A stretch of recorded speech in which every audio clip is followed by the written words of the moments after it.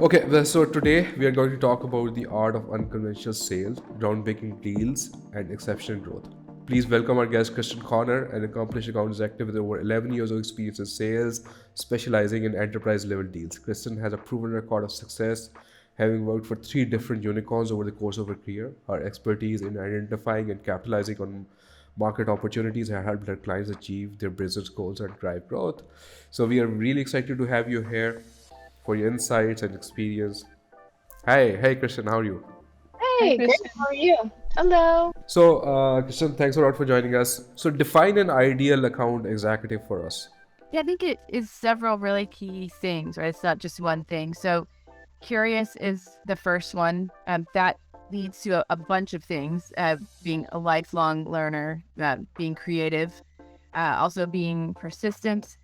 I think most people would say definitely ideal AE would have a high EQ, also high integrity, and then I would end with business minded, right? They have to care about not just the not just what they're selling, but the business problems to begin with, because that's what we should be spending the majority of our time talking about is the business problem and the business impact. The only reason our stuff comes up is because if we are a fit to solve that. But the majority of the momentum, the majority of the the urgency in a deal is going to come from that business problem and our ability to understand the business problem and also give them some insight into that problem that they may not have thought of. Okay, that's great. So, we're going to talk more about the unconventional sales over here. So, how does an AE probe for clients' pain point? Right. And I think it is different. It can be different. Different companies have either like they have a lot of inbound interest, or they may have a bunch of outbound, right? They're going outbound to get anything that comes in. I have a really simple framework that I kind of distilled this year, and it works for both inbound or outbound, so that you can kind of use that same cadence and get practice. The first one is establishing instant credibility. The second piece of that is giving them what I call a menu of pain. And then at the end, you want to understand and then match their urgency or non-urgency with the issue. Okay, that's great. That's great. So, describe a time where you use this unconventional approach to close a deal. Yeah. Um, so I think there's two different questions here. The first is kind of the approach to probing for pain. And I would say most sellers now are doing that via Zoom call, right? We're not in person mostly. And so one way that we're going to do that is when we open the call, we want to have what is called or has been called in organizations I've been a part of, a NASCAR slide, where we have all of the prominent logos that we work with on the screen right as someone joins the call. And ideally, it's either like Braxton Carr likes to say, it's either people you like or people who are like you. So it's either people in their industry, their peers, their competitors, or people that they look up to just in general, right? Like if you're working with Microsoft, if you're working with Apple or Google, like these are folks that everyone likes or wants to be like. So yeah, you should have that logo on the screen. And we don't have to, and it speaks for itself. We don't have to say anything. I never reference that. I never say, hey, look at these logos. I only ask as I'm getting ready to start slides, hey, did my screen change over for you? Because just the familiarity of those logos is going to do the work for us. It's going to register in their brain. These folks that are like me, these folks that I look up to are already working with this company. So we have the credibility, and it saves us 3 slides about us, right? So that's the first part. The second part is what we do say, which is a menu of pain. And this is a way of reducing friction in discovery, because we are not asking them to come up with something on their own. So like if you were joining my call, typically we talk with heads of sales, right? And so if we were talking, I would say, Saad, typically when sales leaders join this call, they're looking for a couple of things. They either want to capitalize or catch up. Many of them are facing hiring freezes in their companies, but their quotas aren't going down. They have double-digit growth metrics they're not sure how they're going to hit. They see pipeline dry up, or they're facing none of these things because they're having a record year for whatever reason, and they want to use that cash to make a strategic investment. So I'm curious how much any of this sounds like something you're facing, and what did I miss that you're focused on, right? Because I'm giving you a chance. You know that I know what I'm talking about because I've outlined your issues. And I'm also giving you a chance to correct me and say, actually, you know what, I would add this, or it's not so much this as this, but I'm not giving you this open-ended question of what keeps you up at night or what's your biggest problem, because we've just met, right? Like that's not what you're going to be looking for in this call, but now you know that I know what I'm talking about. And then after we talk about that and we go through a little bit of education on like the problem that we solve and that sort of thing, then at the end, I want to match your urgency. And so then I would say something like, Saad, sometimes people join these calls because they're just in education mode and they want to understand what's out there in the market. Sometimes people join because they have this urgent pipeline problem that they needed solved 6 months ago. And sometimes people join because it's a problem they're looking at solving, but if it doesn't get solved in the next 9 months, nothing terrible will happen. So I'm curious where you put yourself on that scale.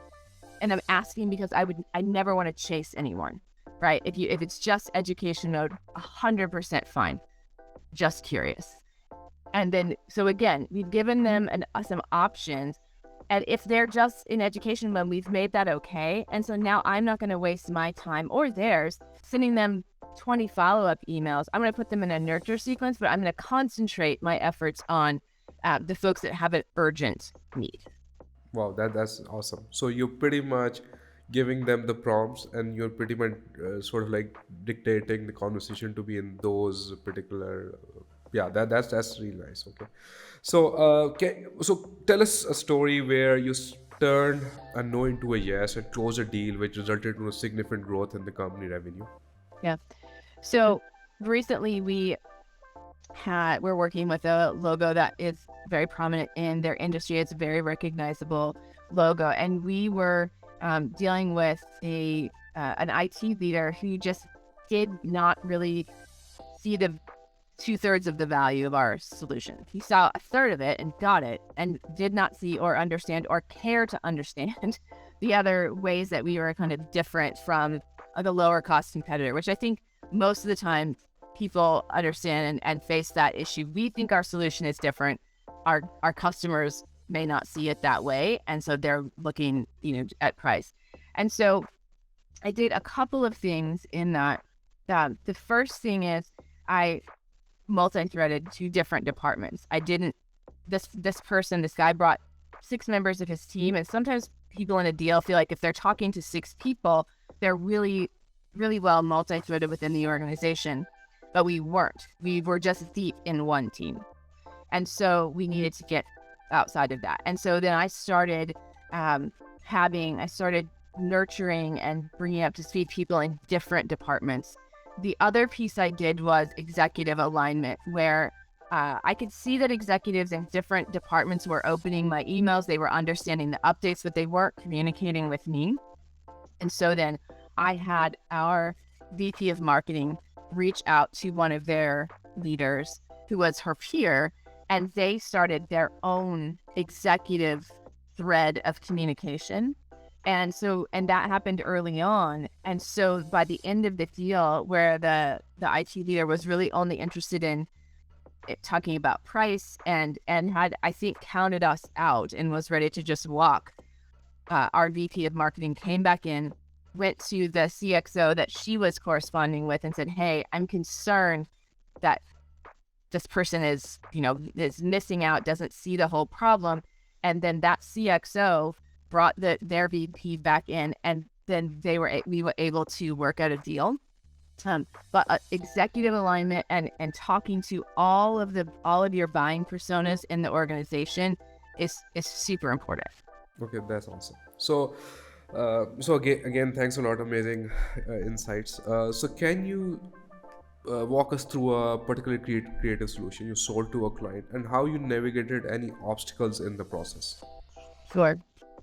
So there was a company that we were working with several years ago that was a pretty old school, like legacy company, not necessarily a first mover, not necessarily a high tech company. And so it was kind of an uphill sale. And I knew that not only were they not typical necessarily buyers for us, their existing solution, which was causing them a lot of problems, many of the people on the buying committee were the ones who brought in and implemented that current solution that really wasn't working well.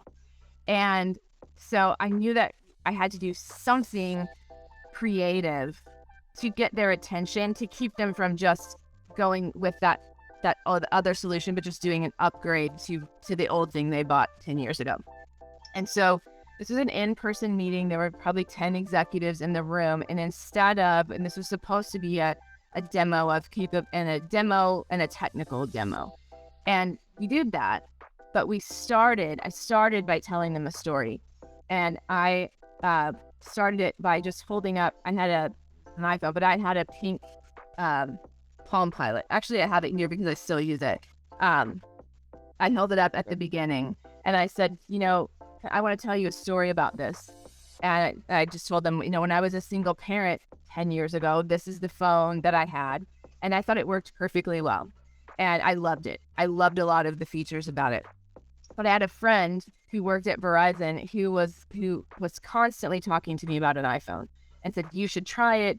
You can do X, Y, and Z. And I was like, I'm a single parent. I am not trying to have a higher phone bill. I already have this that I like. I'm not interested. And he just kept persisting, but none of the features that he was talking about were important to me. But finally he was so insisting, he said, I'll just give you one of my trial phones, you can try it. And so what I noticed when I was trialing his iPhone, was that it had a budget app that I couldn't guess on my Palm Pilot. And it allowed me to scan my receipts. And so instead of it taking me hours on the weekend to understand my very tight budget, I could spend minutes with this app, categorize it, know where I was, and then go do stuff with my kids. And so I ended up switching to the iPhone, not because it had great email, not because I could play games on my phone, but because it's had something that spoke to the pain that I didn't even know I had, right? I had something I thought I was happy with, but it was actually part of the problem. And so what I asked them I said, I'm just asking you to consider that you may not know what you may not know. And if you will just hold some space in your mind, just hold it open for a little bit to see if there may be something we can help you with that you didn't know was a problem. And then we went into the technical demo that met all of their requirements that they were asking us for. We didn't do one or the other, but we just started with that. And they ended up signing a large deal with us several months later. But if I had just gone straight into the demo and just ticked off their buying requirements, they would have never looked up from their laptops. Okay, so that's an amazing power of stories. So you told them a story which they were able to connect with them and work with. That's an amazing thing. So obviously we're getting into some of these use cases and some of the scenarios. So and you might have experienced quite a few. So and there are situations where there are quite a few. There's industry skepticism, and you have to handle that. So any scenario you handled and closed a big deal over there? Yeah, I mean, I would say honestly, it's that same scenario. It was a really large deal that we closed, and I would say that part of what went into me deciding to tell that story was deep research on who was going to be attending, right? I knew the 10 people that were going to be in that room. I knew what their titles were. I knew how long they had been with the company. I knew the company that they were with before.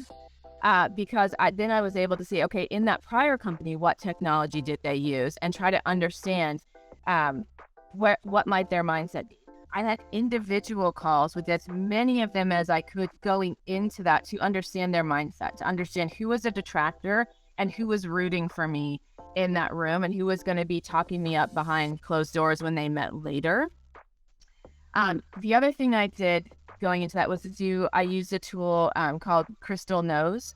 And it's just crystalknows.com, and it does personality analysis based on the folks, based on public information. So it analyzes things like if they've done if they have a Twitter feed, if they've done LinkedIn, if they have a blog. It automates the collection, aggregates all that data, and then says, okay, based on this person is likely this kind of a thinker. Then it gives you guidance about how to communicate with them. Tell a story or use a stat. Like it just gives very bulleted information. So I did a lot of research and used technology that was available to me to understand what was going to help me overcome the skepticism and understand who were the biggest skeptics in the room and who were the biggest champions in the room. Okay, so obviously you mentioned one of the tools that you use. There must be a stack that you're working with. So what's your ideal sort of like tools that you use daily, weekly? If you can just go into those. Yeah. So that one is Crystal Knows. I don't think I've ever had a company that I've been with pay for that. It's a paid service. I've paid for it for probably 6 years. I use it all the time. I use it for not only every large deal that I've been a part of, but also every interview process I've ever been a part of. If you're going into interview with the VP of sales, probably good to know what their personality is and how best to communicate with them. So use that. Another one is Lavender. Lavender, I've also paid for myself for years in companies where they didn't. It basically gives you real-time feedback on emails that you're sending, so that you know, also based on personality, but just based on best practices. Am I using I versus you too much? Is my email too long? Am I asking enough questions? So that if you know, is my subject line, is this an attention grabber? It's a huge, huge help in the moment to understand what makes a compelling email, because so much of what we do obviously is emailed communication. The other thing, as I have looked at different sales jobs, what I want to know is, are they using a sales engagement tool? I used to work at Outreach, so Outreach is one of my favorites and the one I'm super familiar with. But people tend to view sales engagement as pigeonhole it as a prospecting tool. But in the enterprise space, what I used it for was not just prospecting, but also nurturing, right? As I'm going along in a deal, I want to make sure that I don't lose track of all of the different 6 to 20 people that may be involved in that deal. And so I use it to prompt, hey, send them this piece of thought leadership, go comment on their LinkedIn to stay top of mind. I'm also nurturing people where they were interested, but the time wasn't right.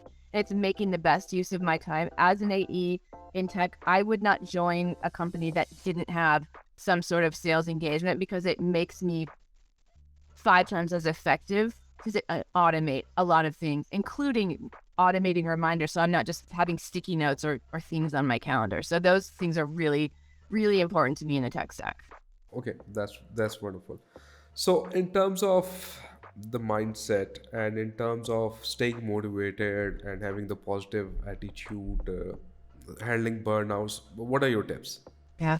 I think that's really important, because sales is such a roller coaster ride. And I would say half of sales is self-management, being able to persist through those things that are difficult.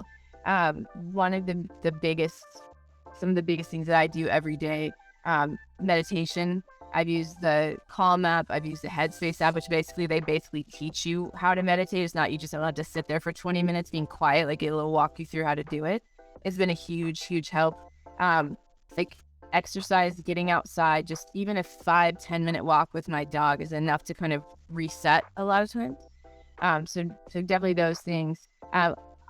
One of the biggest helps to me, probably one of the best decisions I ever made, was to hire a sales coach.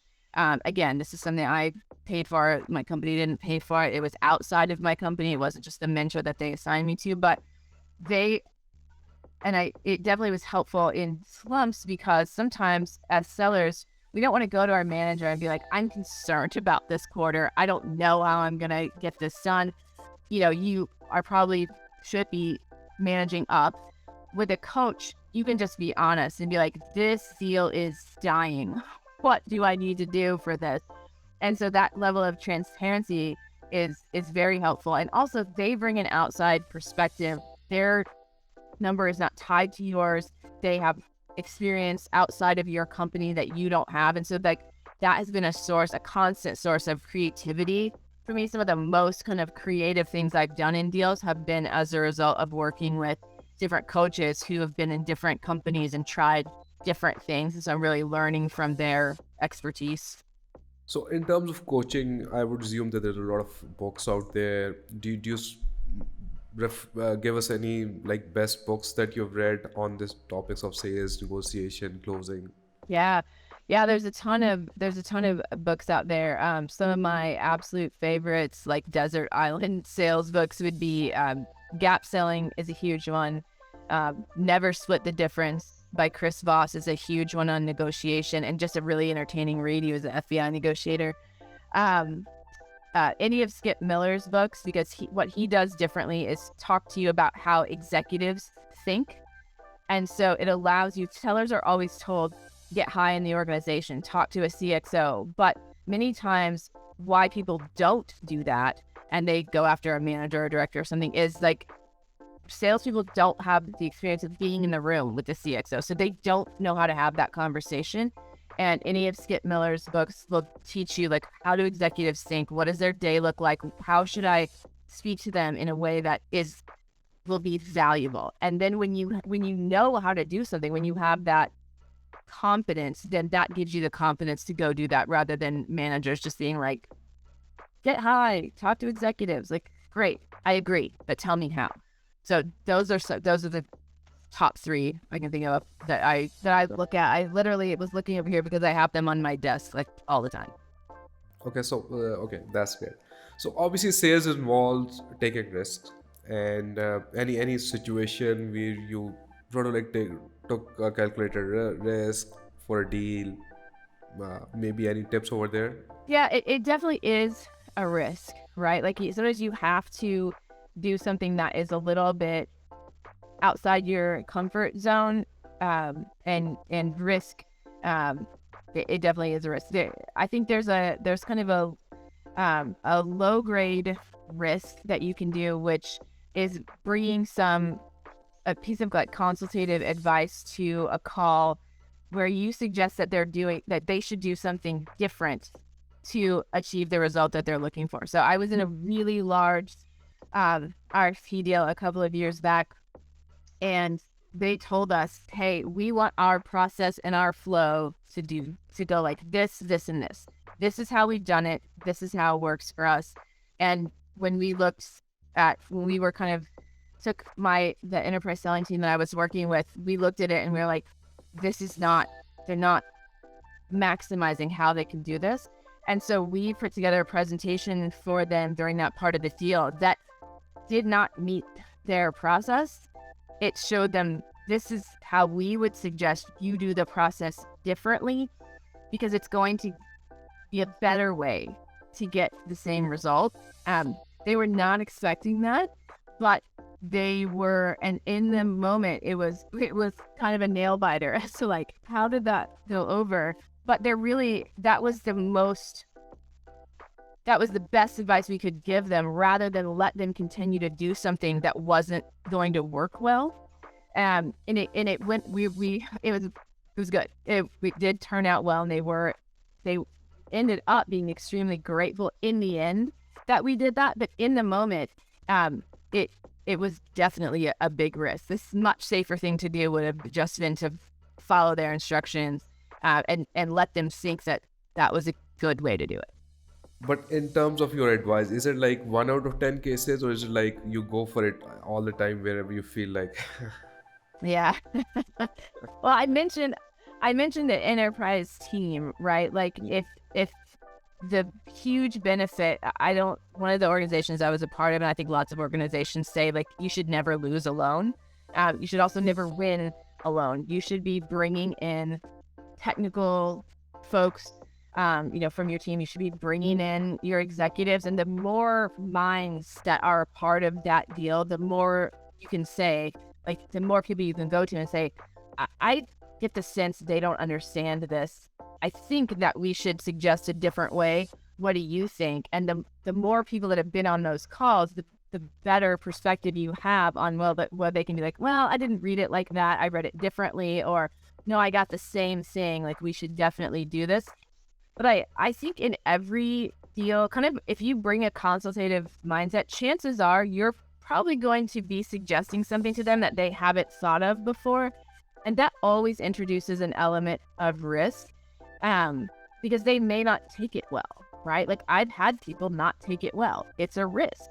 But you should always be, it's like if you take your car to the shop, right? Like, if someone tells you, like, hey, you shouldn't be doing it this way, you should be using this type of gasoline additive, or you should be, I know it's less expensive to use like the cheapest fuel, but you shouldn't do that because long term it's going to cause you a problem. You may not love that advice, but they're taking a risk that you might not come back. But for me, it's valuable. The other thing that's risky that I've done that I've had turn out really well is in the moment when clients didn't need something we had because they could do it a different way, I've told them, like, I could sell you this, but you honestly don't need it based on where you are. It would be better and cheaper for you to kind of do this with what you have first, and then once you get some adoption there, come back and work with us then. And again, kind of going on the mechanic analogy, whenever I've had a mechanic tell me, like, we could overhaul your brakes, but you really don't need it right now. You can wait another 600 miles. Like, that is a person who earns my business because I don't know what they know, right? But if they're telling me you don't need this and it's financially not in their best interest short term, I instantly trust them, right? And so, like, in the short term, you may not win that deal, but what's happened when I've done that is because of the credibility I built with them, they referred other people who did need what we had. And sometimes they've said, like, okay, what's the criteria for when we come back for when we need what you have? Like, and then when they come back in, now they're looking for ways to use you because you've told them and you've built that credibility, but it is risky. Okay, that's a great answer. So there are products and there are solutions which are addresses a certain pain point. Pain point is there, established and everything. But there are products and services which are new. We're defining the category. So obviously that requires a different way of approaching that. So what are your strategy in terms of handling where it's a new category? There's a lot of education that's needed. What are your strategies over there? Yeah, so I mean that the organization with now user gens is it's a new category. It's a thing that people haven't necessarily heard of, and I think that is where it's important to understand, like we talked about at the top, understand their urgency. Where are they? Because when you're educating the market, there are going to be people who are just in an education phase, and because you're new on the market, if you don't understand where they are, you will think you have a ton of pipeline and trying to be working all those deals when in fact some people are just interested in the education. And so you need to very quickly understand, who should I nurture because they're just in education mode versus who understands that they have a problem that we can solve and wants to work with us to solve it. Because that beginning, the sellers get happy ears, right? And so, like, when someone is interested in their product or they like it, they understand how they can use it, that's not the same as needing it and being able to understand how it impacts their organization and being a champion for it versus just a fan of it. Okay, that's great. So obviously now coming towards the performance, KPIs and OKRs, how do you sort of like measure and yours goals, and what's your way of tracking it? Yeah, I mean, in sales, everything is measured, right? I think one thing that's different is that I have now that I didn't have probably earlier in my career is the confidence to push back whenever there's somebody who is pushing for like activity versus results, right? So if enterprise sales is a long cycle. And so sometimes there are months or quarters where, it's the revenue is not there. And so then you get pressure to, well, make more calls, do more emails. But having done this for a while, I'm like, yeah, I understand that for a manager, that is more defensible. Like, hey, look at all these metrics. And I mean, you should be doing the right metrics. Like because at the end of the year, what matters is that I've hit my number, not that I've emailed 1,000 people. And so even though this quarter you're telling me, do more activity, what I really need is more activity that leads to results.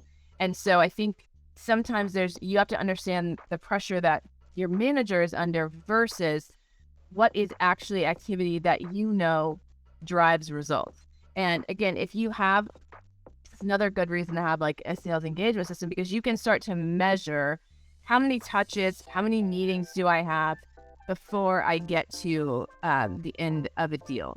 How much momentum is there in a deal? Are people opening my emails? Because like you can start, I would say, use every tool in your tech stack that you have access to that data.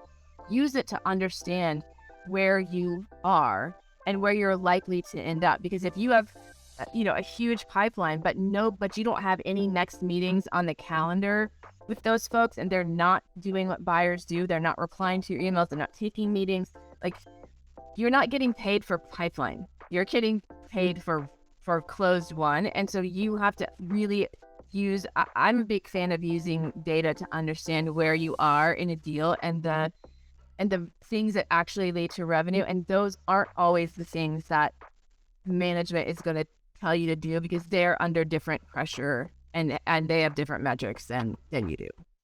Or just talking about the pressure, and obviously given what's happening in the global economies and recessions, and based upon those market changes, have you adjusted your sales strategies approach? Yeah, absolutely. Understanding that now what people are interested in is things that allow them to do more with less or more with the same, right? It's not in the startup world, which is where we live. It used to be 2 years ago, it was growth at any cost, new logos, new acquisitions. That's what we need to do. Now it is survival at any cost. It is retention. It is understanding that the customers that we have are our best future customers. How do we expand, upsell? How do we make sure they don't churn because everybody is cutting back? And so when the market shifts, you have to be able to understand the shift in messaging that has to go along with that, because what worked even 2 years ago, even a year ago, 18 months ago, that language now will not resonate because it's not what the market is doing now. And so you definitely have to adjust, and you have to adjust that messaging in your prospecting, but you also have to adjust it when you're looking at things like ROI or helping your champion build a business case. The same metrics that they were interested in 2 years ago, even 6 months ago, may not be the same metrics that they're interested in now. And that's why I mentioned you have to be business minded. You have to understand what's going on in the larger world around you and and how that affects your client's particular business, so that you know how to make that messaging adjust to what's happening in the moment. Given this scenario, how would you define KPIs for a good sales team, functioning sales team in this scenario right now? Sales teams are very different. You have very transactional sales all the way up through enterprise. But I think the metrics that sales teams should be looking at are understanding, is the sales cycle lengthening, right? Is it taking us more meetings, more touches to actually close? And how do we need to adjust the business based on that?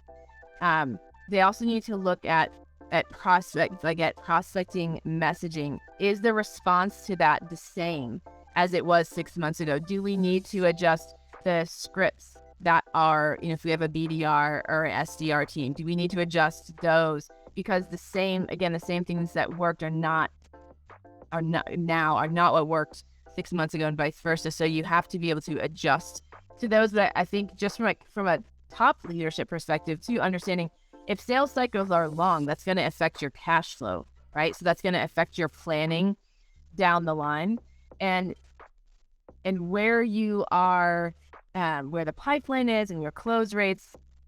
Like when you look back at historicals, that those things, those metrics may not be true currently, right? So you have to factor that in and not just say, okay, well, we have 3x pipeline. That was enough a year ago. You might need 5x now because people are having budget freezes, reorgs. Like you may have talked to a company 2 weeks ago and they were fine, and now they've been told, they have to scale back their budget. So I would say not making assumptions and not looking at KPIs based on historicals, but based on what the market is doing now. So you've talked about the usage of data and analytics to inform your sales strategy. So can you get deeper, maybe talk more about which tools do you use, where exactly, and how do you sort of like adjust your sales accordingly? Yeah, I mean, I think something that's undervalued and not talked enough about is individual salespeople knowing how to look at data in your CRM, in Salesforce, in Dynamics, in HubSpot, whatever you're using. Like you should not be leaving that to your ops team. It's not hard to run a closed loss report. It's not hard to run a closed won report and look at, okay, what is my win-loss ratio? What is, why did I lose these sales? Where do I lose most often? What competitors do I lose to? And so if you don't, that's very simple to build those reports in CRM, and you can Google that, right? Like, how do I build in Salesforce Classic XYZ? How do I build in Salesforce Lightning XYZ? There's YouTube videos all over the place for that. And so I think that's something that really, nobody teaches you that. Because I'd helped run a family business, I understood reporting and understood if there's a tool that has a field for this, there's some place that is reporting on this, right? Like that's why there's a field for it. But just having an ownership mindset and knowing that if you've got tech that does something, somehow it's being measured, and that you can tap into what's being measured. So I would say that, like we've talked about, understanding the data that's in your CRM, looking at data that's from your sales engagement platform to understand how your message is hitting. If you do a lot of email and it can tell you what certain objections you get, what works whenever you are trying to understand that objection and answer it in a way that makes sense to your prospects. So those things, there's a wealth of data out there, but I don't know that salespeople often stop and pause and actually look at it. The other thing is and this is kind of I came up with a scorecard on my own, because in enterprise, you can only work on a few deals a year, and you have to decide it in any sales capacity, though, you have to decide what deals are worth spending time on. And so I came up with a scorecard based on what I know makes a deal that's going to close. So are they doing what buyers do? Are they responsive when I call or email them? Have they shared metrics with me? Do I understand the compelling event? Do I understand why now? Right? Do I understand why us? Why us versus someone else? Do I have champions or coaches at 3 levels of the organization? A doer, a end user level, a management level, an executive level. And so, because I needed a way that I wasn't just reacting to my inbox, that I wasn't just looking at the biggest deals in my pipeline, but looking at the deals that were most likely to close, so that I could concentrate on those. I think not enough sellers talk about deep work and blocking time on the calendar every week to look at your pipeline and understand what's happening. If the only time you really look at your pipeline is when you're in a one-on-one with your manager, that's going to be very, very tactical and reactive, you're not going to have time most of the time to do strategy. And like, you should have an ownership mindset. You are the CEO of that territory. You need to block time on your calendar to sit and think about what's actually going to work versus, because otherwise you'll just, you could spend all day reacting to the stuff that's in your inbox. But if you do that, it's not going to move the needle for you. And executives, right? Executives could spend all day reacting to the stuff that's in their inbox, but they have to decide what makes sense for me to spend time and energy on, and what is just noise that I can block out and nothing bad will happen. Yeah, 100% agree. So, in terms of, obviously, you need a lot of marketing support for that. So, how effectively do you work with that? How do you align your activities with marketing team so as to both are working together to drive growth?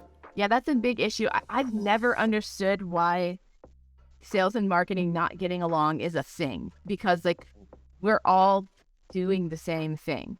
Like, it's just different parts of the funnel. I've been very fortunate to be in organizations where sales and marketing are very tightly aligned, because I work with sales and marketing teams now. What's interesting that's happening is I see more and more marketing is carrying a revenue number, not just like a meeting, not like just set a certain number of meetings or get a certain number of leads, but marketing is sometimes being assigned a revenue number. And when that happens, that is kind of a magic recipe for marketing and sales to get super aligned, because it's in everyone's best interest at that point.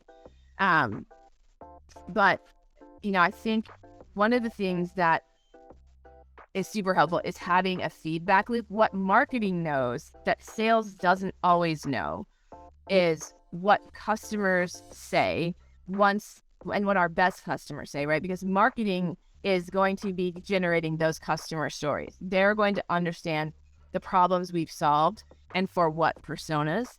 And when marketing and enablement and sales can all get together and say, okay, marketing is going to present or put together it, like one of our marketing and enablement departments just put together a story deck for us where one slide per customer story, not just the customer stories that are on our website, but it was just like one slide per each one, so sellers could learn stories to tell in a demo, on a first call. And so because marketing has all that information, they're the ones likely doing like exit calls, whether your win-loss analysis. And like that, if the organization has that information, like sales needs that. And so everyone should have that. And the thing that marketing doesn't have that sales will frequently have is what is being said now in these calls, right? And so if there is a sync meetings on the calendar where we're saying, what are you hearing? Where sales is saying, what are you hearing now? And marketing is saying, this is what our customers are saying. These are the problems we solved for them in the past. Because they're at different parts of the funnel, each has something the other has. We just have to dedicate time and structure how to communicate that.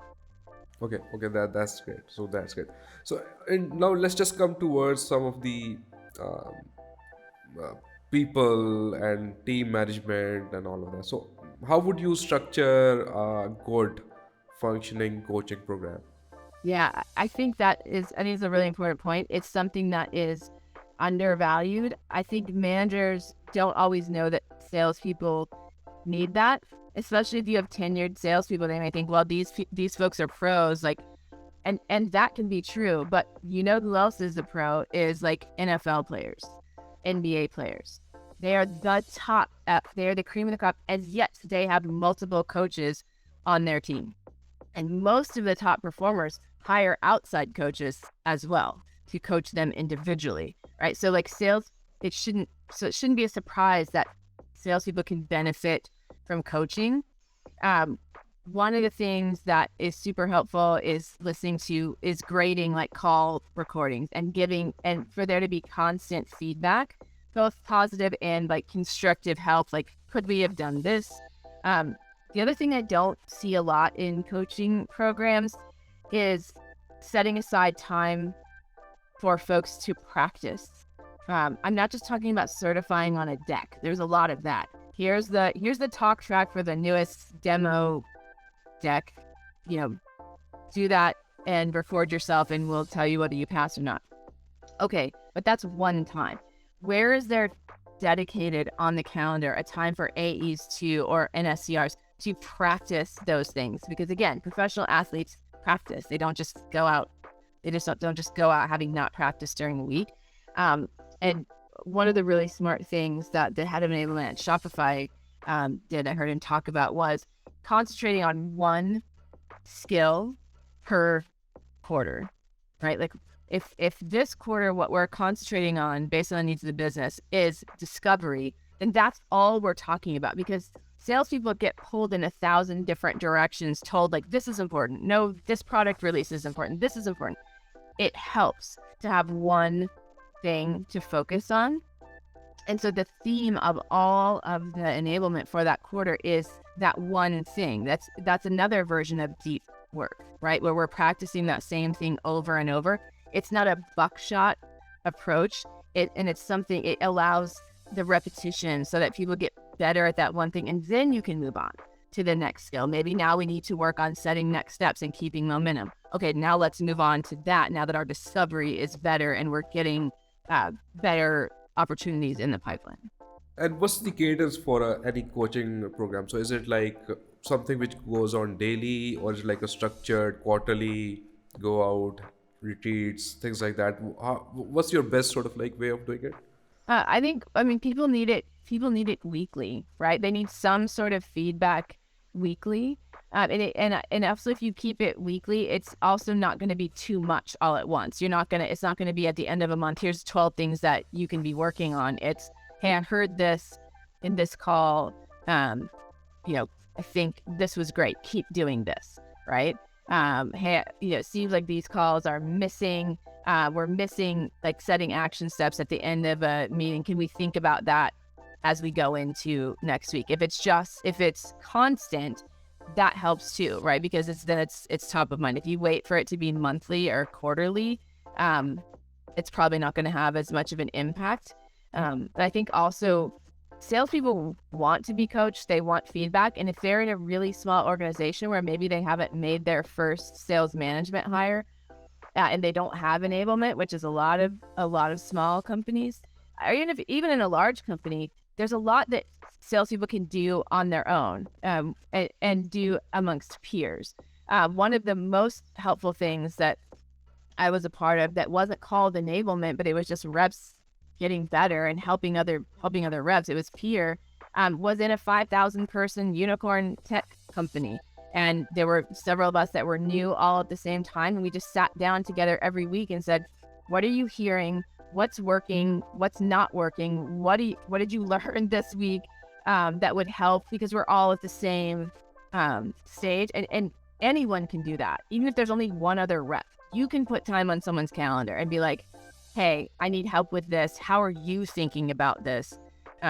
You can, and that accountability, like I just started in our company. I'm not responsible for enablement, but I am focusing on discovery, and I bought a program that has these little lessons. And so I just opened it up to my team and put time on the calendar. I was like, if you want to come do this with me, that will hold me accountable. No one told me to do it. It's just something I'm working on.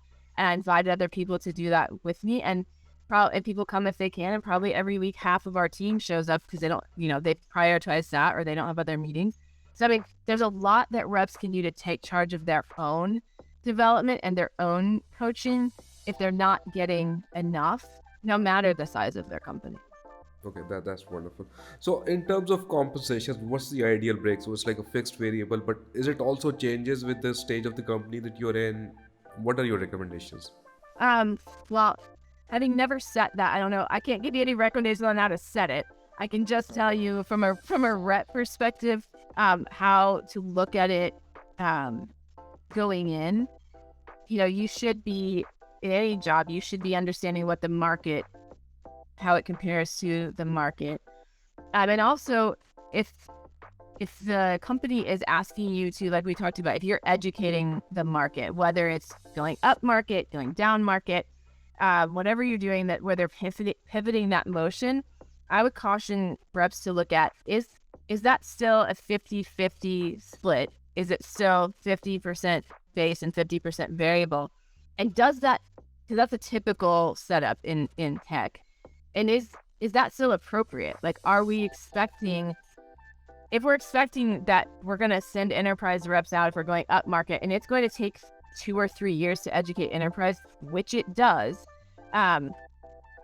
should reps have a bigger base if you're just asking them to go out and educate the market? Or are you going to set them up to fail because you've given them these giant quotas when no one in enterprise knows who you are?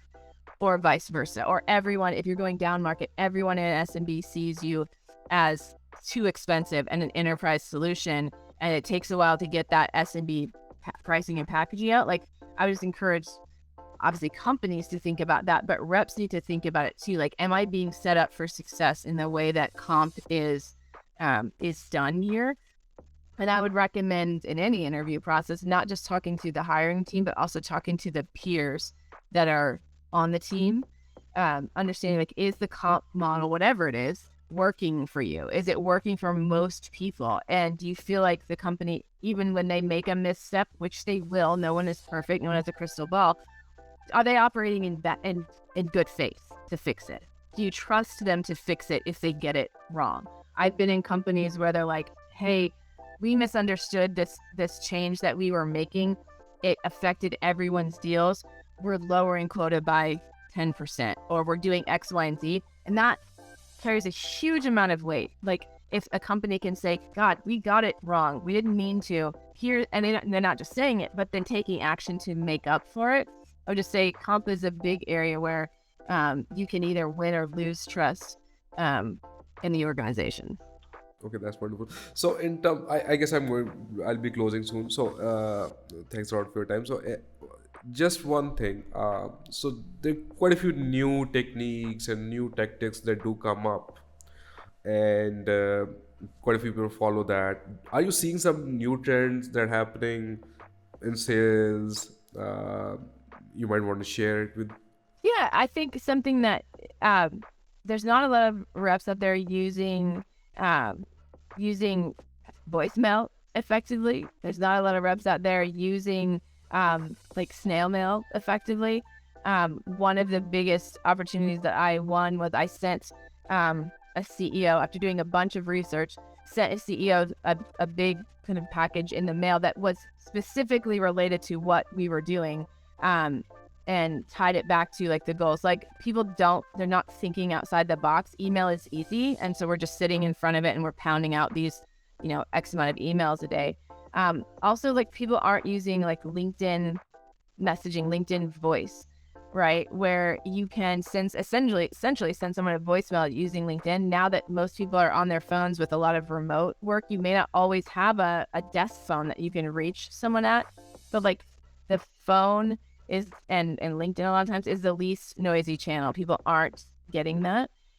But you always have to find a way to be different than what everyone else is doing to get to break through that noise. And many times, if you're reaching an executive, a lot of times, especially if it's a larger company, they are going in to a headquarters, so you can still send them something at their workplace. And one of the ways I've done that is specifically calling and asking for their assistant, and saying, hey, my company, our CEO wanted me to send something to your CEO. All I need to do is just confirm the right office address when I send this. You're not asking to speak to them. You're just confirming. And executive assistants, admins are usually very amenable to that. They understand being asked to send something and, needing to confirm something for their boss. And so if they just give you the address or confirm it, right, you should have it confirmed, not just ask them for it, and then go on their way. And now this is, if I'm going to send them something that is going to get their attention and is related to the product and the thing I offer, this is the right place to send it. Sending a handwritten note in a book, like, hey, you're at this stage in your business. I thought this might be helpful, and here's why. That will stand you out from the 200 sales emails they get every day and wade through their inbox for. Okay, that's awesome. So just one last question. In terms of LinkedIn outreach, so any techniques or tactics that you have used that have worked wonderfully well in terms of messaging, cold outreach, like? Yeah. Um, so the first caveat is understanding, is this person and is this persona active on LinkedIn? Because if you get on their LinkedIn profile and they haven't posted anything or reacted to anything within 30 days, don't send them something on LinkedIn. They're not on there. So like, don't, and this is, again, sometimes your manager will be like, oh, social selling. But if they're not on there, they're not on there. So like whenever I sold to banking and insurance executives, they don't use LinkedIn. They are in highly regulated, a lot of times people in legal industry, they're in highly regulated industries, healthcare, they don't use it. Whenever I sold to education, they don't use LinkedIn for the most part. So like, understand if that's a good channel for you, and don't ignore the data, right? They don't use it, they don't use it. But if they do, something that's different is first not asking for something, first giving them something. And a give on LinkedIn is if an executive posts something, leave a thoughtful comment on what they're posting. Those leaders are getting 200 cold emails. They might get 5 comments on something that they post, and usually those comments are somebody from within their own company, right? It's not someone from outside. But if you read the article they post, if you look at the video that they post of this, interview they did, and you don't just say, this is great, but you highlight a specific thing that you liked, a specific point that they made, that will instantly stand you out. So you leave a thoughtful comment. Then that same day, you send a connection request to them saying, hey, I saw your post about this. I thought this was XYZ was a really smart point, really smart approach. Would love to connect. And then because you've connected with them, then you can leave a LinkedIn voice message for them. And that's super compelling because unlike a voicemail on your phone, it's not going to be transcribed. And so if they see a 30-second message from someone who now they know and who stands out because they've left a thoughtful, comment, they're going to want to know, what did they say in this 30-second message? That is definitely a way to stand out. But again, only if they use LinkedIn to begin with. Okay, that's an amazing playbook for anybody to follow. So Kristen, you want to add something before you leave? Because this has been an amazing conversation, and we actually loved you over here. So and we maybe down the road we would actually like you to have some other topic to talk with us. So amazing discussion. Yeah, thanks so much for the opportunity. Really thoughtful questions. And yeah, people can see more stuff like that on LinkedIn. I post all the time, and hopefully give some other folks that some other tidbits that salespeople can then implement in their right away. So tell us about those. Tell us about those places where they can find you easily, and if you can share those. Yeah. Yep. LinkedIn is the biggest place. And then I have a link to my newsletter on there where they can get more kind of in-depth information about stuff that I post little tidbits about. And and also have linked to other podcasts that I've been on where we kind of are able to go more in depth like this. So again, really appreciate the good conversation. So it was really wonderful having you. Really nice talking to you. So have an amazing day. Thank you. You too. Take care. Bye bye.